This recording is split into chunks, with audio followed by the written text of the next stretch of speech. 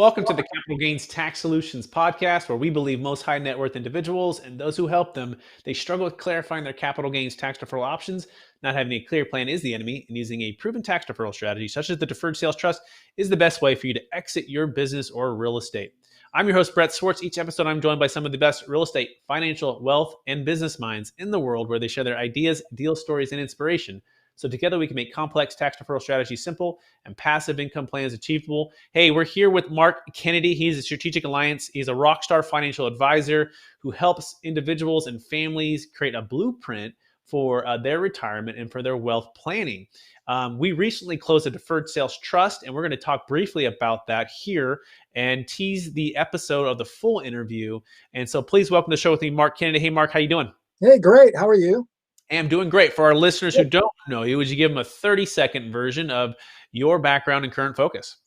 Yeah, I've been in this business now for 25 years. I've been focusing solely on retirees or pre-retirees for about the last 20, 21 years.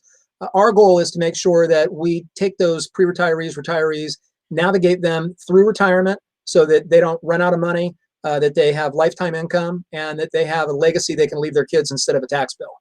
Beautiful. And we recently just closed, and now a co-client of mine, but it was your client who had a big apartment sale and was faced with a huge capital gains tax, felt trapped, right? Didn't want a 1031, didn't want to overpay.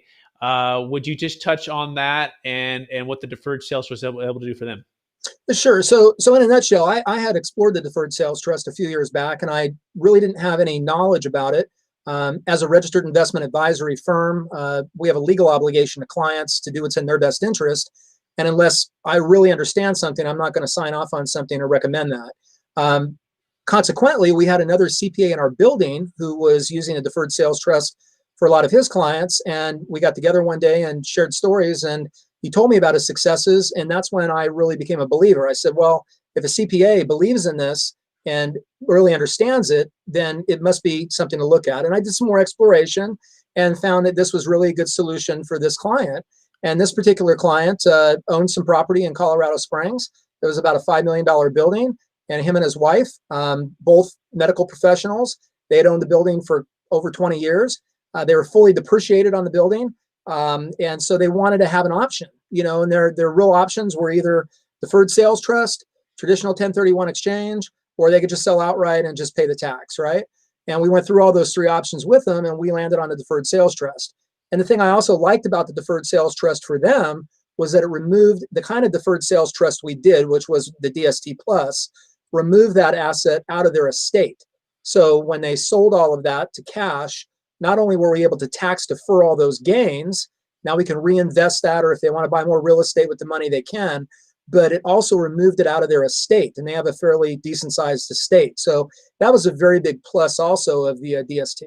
Yeah, really powerful and a great summary there. And also one other thing they could have done was called a Delaware Statutory Trust, also known as a TIC. Right.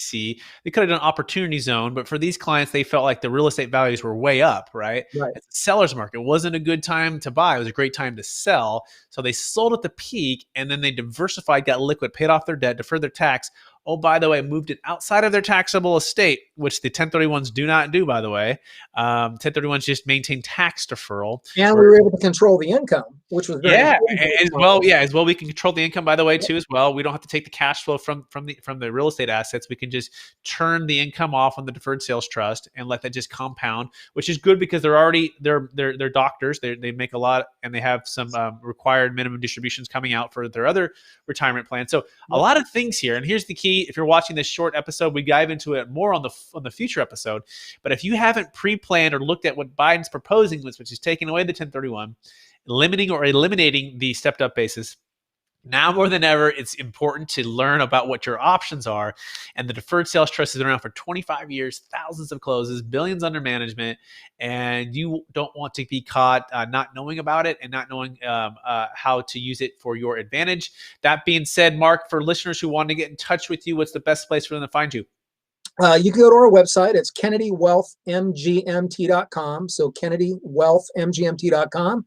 Or they can call our office at 818-224-4177. Excellent. Thanks everyone for listening to the show. I'm Brett Swarts. This is Mark Kennedy, and look for the full episode. It's actually live on YouTube right now on Mark's entire story. He also talks about buying Apple stock at a young age, and he'll tell you that story about when and if he did sell it, and what his thoughts are on that. Thanks everyone for listening.